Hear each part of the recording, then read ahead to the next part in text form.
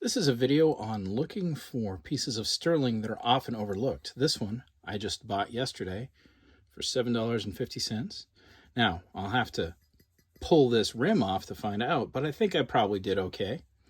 More importantly, I have too much fun with this. Now, when you're out and about and you're looking at something like this, there's quite a few different pieces. Sometimes they'll be wood, sometimes they'll be glass like this one. Usually they're a little more decorated, cut glass.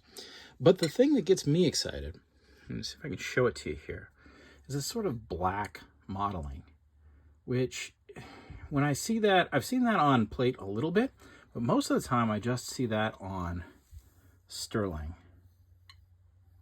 You can see it's not on the inside there, but it is on the outer rim. And if you look real close, there's our mark. So when you find something like this, pick it up. Just always pick it up. Even if it looks like it's trash, even if this is completely black, pick it up, pull out your handy dandy magnifying glass, and just start looking. Start looking. If it's too thick, it's probably not plate. And if a magnet sticks to it, here we have a little neodymium magnet. Doesn't stick to that, but if I say, take my hammer, bonk. If it doesn't stick, have a look and keep looking, and you will find that little sterling mark.